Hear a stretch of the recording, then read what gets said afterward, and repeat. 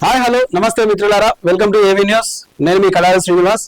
ఈరోజు ప్రత్యేకంగా దీక్ష న్యూస్ పేపర్ని ఒకసారి మనం విశ్లేషణ చేసుకుంటే, Deeksha news paper chief editor Medavarapu Ranganayakulu గారు.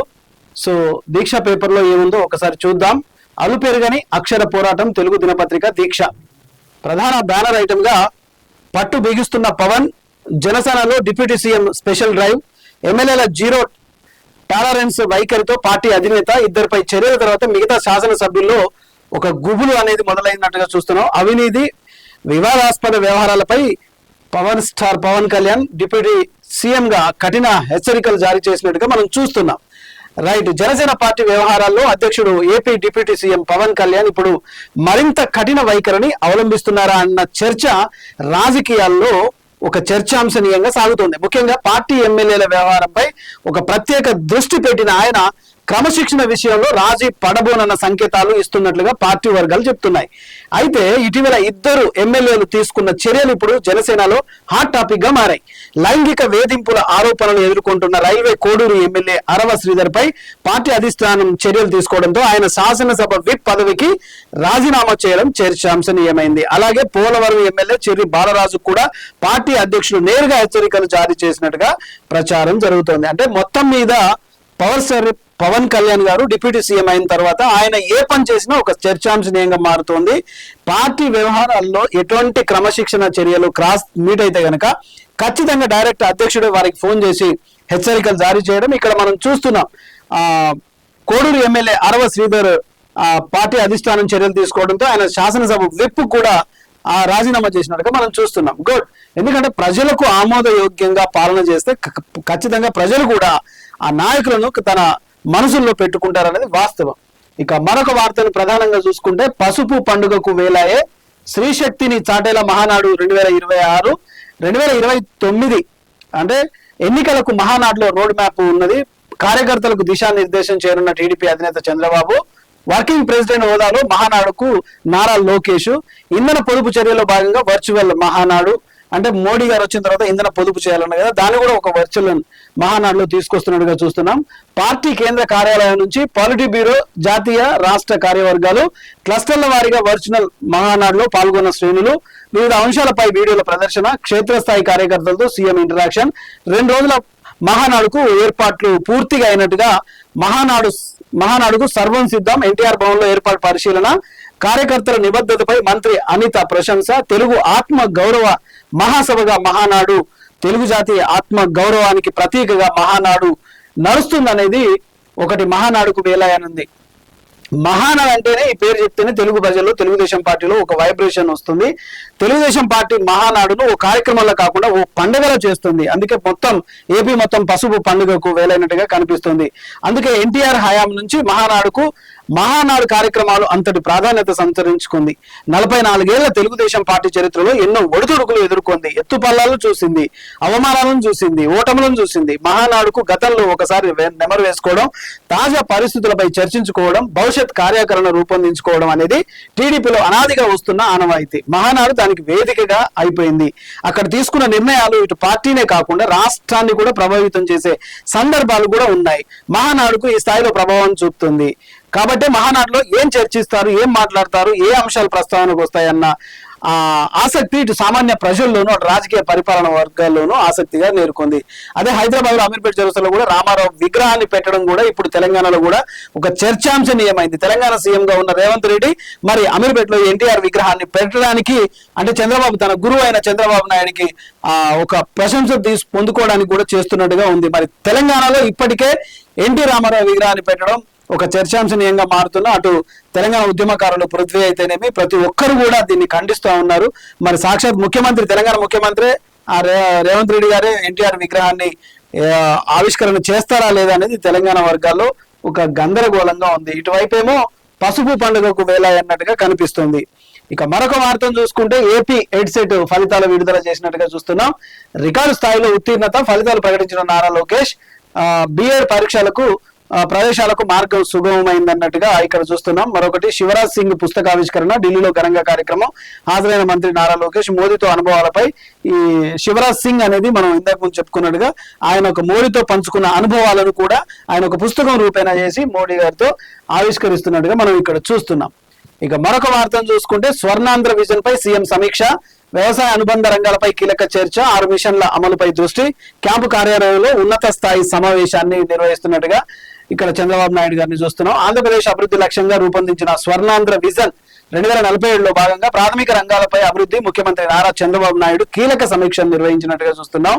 తన క్యాంపు కార్యాలయంలో ఉన్నత స్థాయి సమావేశంలో వ్యవసాయం, హార్టికల్చర్, ఆక్వాకల్చర్, మార్కెటింగ్, పశువర్ధక శాఖ అనుబంధ రంగాలపై విస్తృతంగా చర్చించినట్టుగా సమాచారం. ప్రాథమిక రంగానికి సంబంధించిన 6 మిషన్ల అమలుపై సమావేశాన్ని ఒక ప్రత్యేక దృష్టి సారించి 6 విషయాల మీద సీఎం చంద్రబాబు నాయుడు పూర్తిగా ఒక ఉన్నత స్థాయి సమావేశాన్ని నిర్వహించినట్టుగా చూస్తున్నాం.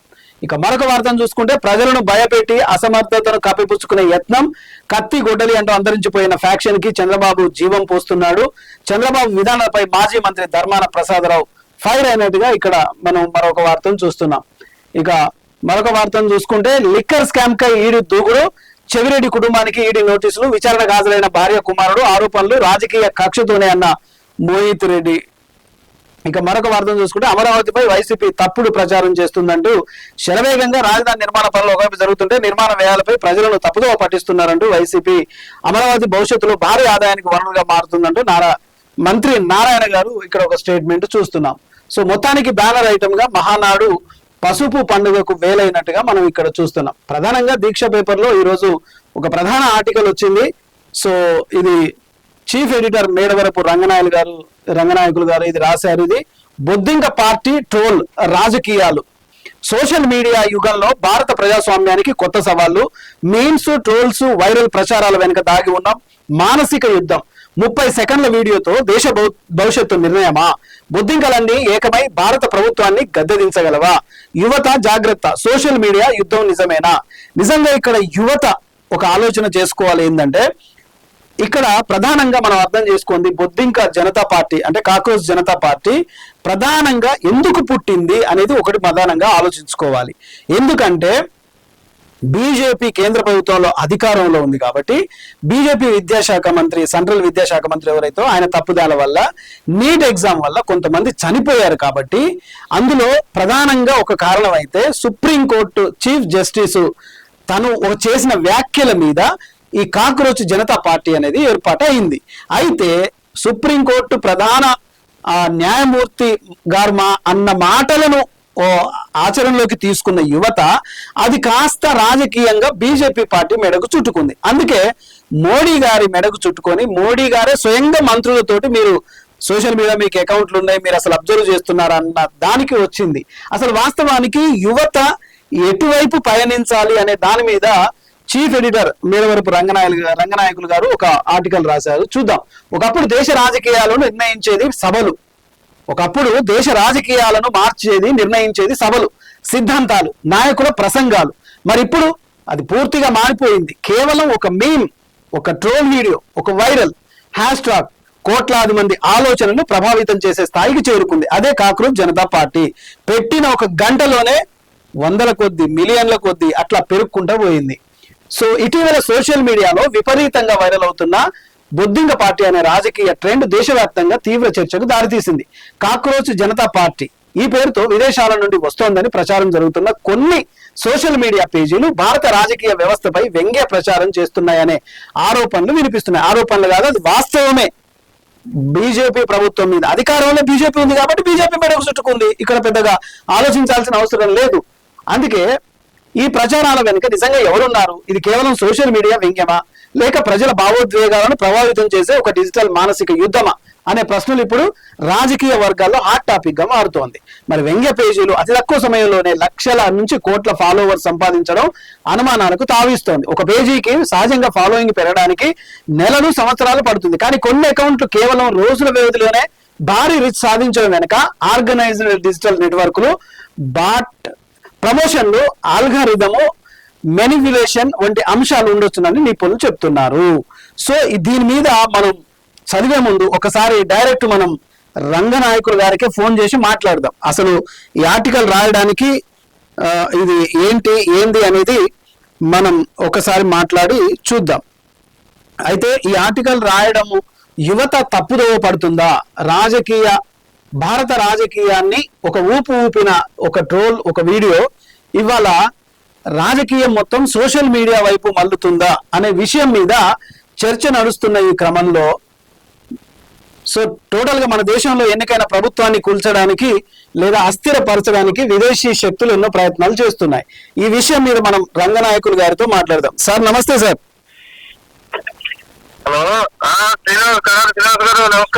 నమస్కారం సార్. అయితే మీ ఆర్టికల్ ఇది మీరే రాశారు కదా, బొద్దింక పార్టీ ట్రోల్ మీడియా రాజకీయాలు.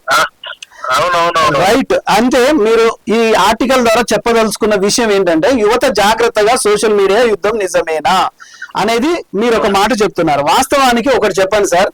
అయితే ఈ బొద్దింక జనతా పార్టీ పుట్టడానికి ప్రధానమైన కారణం చీఫ్ జస్టిస్ గారు ఒక మాట చెప్పడం ద్వారా ఇది సోషల్ మీడియాలో కాక్రోచ్ జనతా పార్టీగా మారింది. రైట్. అది బీజేపీ మీదకి ఎందుకు చుట్టుకుంది అంటే నీట్ పరీక్ష ద్వారా కొంతమంది విద్యార్థులు సూసైడ్ చేసుకోవడం ద్వారా ఇది బీజేపీ మీదకు, అధికారంలో కాంగ్రెస్ ఉంటే కాంగ్రెస్ మీదకు చుట్టుకునేది, బీజేపీ ఉంది కాబట్టి బీజేపీ మీదకు చూసుకుంది. అసలు యువత ఎందుకు ఈ సోషల్ మీడియా వైపు పయనిస్తుంది, సోషల్ మీడియాలో ఈ ట్రోల్స్ కు విపరీతంగా చేస్తుంది, భారతదేశ రాజకీయ వ్యవస్థను ఇది పూర్తిగా మారిపోయేలా చేసింది అంటే మీరు ఏం చెప్తారు ఒక సీనియర్ జర్నలిస్ట్ గా? అంటే ఒకటి యువత ఒకవైపు అంటే ఆన్లైన్ లో చూసో అంటే ఎక్కువగా ఏంటంటే మొబైల్స్ లో ఈ ఆన్లైన్ ట్రోల్స్ ఇవన్నీ చూసి షార్ట్ ఫిలిమ్స్, వీడియో ఫిలిమ్స్, చిన్న చిన్న వీడియోస్ అంటే షార్ట్ వీడియోస్ కి గతంలో అంటే కొంచెం నిడి ఉన్న వీడియోస్ చూస్తే వాళ్ళు కొంత దాని మీద సబ్జెక్ట్ మీద అవగాహన వచ్చేది. ఇప్పుడు 20 seconds, 10 seconds, 30 seconds short films చూసేసి, షార్ట్ వీడియోలు చూసేసి వాటినే నిజంగా నమ్మేస్తుంది. అంటే ఇప్పుడు తప్పు అంటే ఒకటి ఒక సోషల్ మీడియా నుంచి 100% మంచి జరుగుతుందని చెప్పలేము, చెడు జరుగుతుందని చెప్పలేము. ఏదైనా 50-50 ఉంటది, మంచి ఉంటది, చెడు ఉంటది. తీసుకునే దాంట్లోంచి మనం ఏది మంచి తీసుకుంటున్నాం, ఏది చెడు తీసుకుంటున్నాం. ఎందుకంటే మనల్ని పట్టదారు పట్టించే వ్యవహారాలు కూడా చాలా జరుగుతుంటాయి ఆన్లైన్ లో. ఓకే. సో ఆన్లైన్ బ్యాంకింగ్ కానీ లేకపోతే ఈ స్పామ్ కాల్స్ కానీ ఇలాంటి రకరకాలు ఉంటాయి. సో ఎవరికి ఎక్కడ అవకాశం వస్తే దాన్ని యూజ్ చేసుకుంటూ ఉంటారు. సో వాళ్ళకి అది అవసరం, అది మనకి ఎంత అవసరము ఎంత అవసరం లేదు, ఏది మంచి ఏది చెడు అనేది విచక్షణ యువతకి ఇప్పుడు. ఎందుకంటే దేశాన్ని ముందు భావితరాలకి ఎక్కువగా మార్గనిర్దేశం చేసే వాళ్ళు రేపు యువతే అవుతారు. సో అలాంటి యువతని అది దేశంలో భారతదేశంలో అత్యధిక యువత ఉందని చెప్పేసి మన ప్రజాప్రతినిధులు చెబుతూ ఉంటారు. సో అట్లాంటప్పుడు ఆ యువతని పెడదారు పట్టించడానికి కోసం రకరకాల శక్తులు, రకరకాల కుయుక్తులు పడుతూ ఉంటాయి. సో వాటి నుంచి ఖచ్చితంగా మనం అప్రమత్తంగా ఉండాల్సిందే. రైట్. ఇక్కడ ఒకటి చెప్పండి సార్, తేడా పడుతుంది. ఇక్కడ ఒకటి చెప్పండి. వాస్తవానికి కాక్రోచ్ జనతా పార్టీ అనేది యువత అసహనం, నిరుద్యోగం ఒకవైపు. అంటే మొన్న మధ్య ఇంకొకటి కూడా మనం గమనించాలి. మొన్న మధ్య ఒక సర్వే ఒకటి వచ్చింది. సో ఈ సర్వేలో దీంట్లో ఎవరు ఎక్కువగా ట్రోల్ చేస్తున్నారు, ఎవరెవరు దీంట్లో సబ్స్క్రిప్షన్ చేస్తున్నారు అని చెప్పేసి చూస్తే దాదాపు 47% పాకిస్తాన్ వాళ్ళు ఉన్నారు, బంగ్లాదేశ్ వాళ్ళు ఒక 20% ఉన్నారు, రిమైనింగ్ ఇది మన అమెరికా గాని లేకపోతే ఇంకోటి కెనడా. సో ఇలాంటి చోట నుంచి దాదాపు 80%, 90% వరకు వాళ్ళే ఉన్నారు. సో వాళ్ళందరూ మన ఇండియన్స్ కాదు కదా. వాళ్ళు ఉన్నారు అని మన ఎట్లా చేస్తారు? లేదు సార్, మీరు పాకిస్తాన్ వాళ్ళు, బంగ్లాదేశ్ వాళ్ళు ఉన్నట్టుగా ఒక పొలిటికల్ సెటరికల్ గా అన్నట్టుగా మీరు చెప్తున్నారు. లేదు, ఇవి రాజకీయ నాయకులు మాట్లాడిన మాటల్లాగా కనిపిస్తున్నాయి. ఒక జర్నలిస్ట్ గా కాదు, ఒక రాజకీయ నాయకులు మాట్లాడిన. ఎందుకంటే తెలంగాణలో కూడా బీజేపీ నాయకులు కూడా ఇవే మాట్లాడారు. తెలంగాణలో బీజేపీ నాయకులు ఇవే మాట్లాడారు. మా ఇంట్లో బుద్ధికలు వస్తున్నాయి, చంపుతున్నాము, మాకు మోడీ విశ్వగురువు, రాముడు శ్రీకృష్ణుడు తర్వాత మాకు మోడీ అంతలాంటోడు, మేము ఆయన చూస్తే చాలు, తరిస్తే చాలని ఈ సమాజంలో ఒక అంధభక్తిని కూడా రుద్దుతున్నారు. అంటే దానిపై మీరేం సమాధానం చెప్తారు? అది ఒకటి, అది ఆక్రోశం తప్ప ఇంకోటి కాదు. నువ్వు ఒకవేళ పొలిటికల్ గా ఏదన్నా ఉంటే దాని మీద మనం మాట్లాడొచ్చు, రాజకీయంగా అనేక రకాల ఆరోపణలు చేయొచ్చు, అది వేరు. కానీ మన ఇప్పుడు ఫర్ సపోజ్ దేశానికి సంబంధించి అనేక మంది, ఎంతో మంది ఇన్ఫ్లుయెన్సర్స్ ఉన్నారు.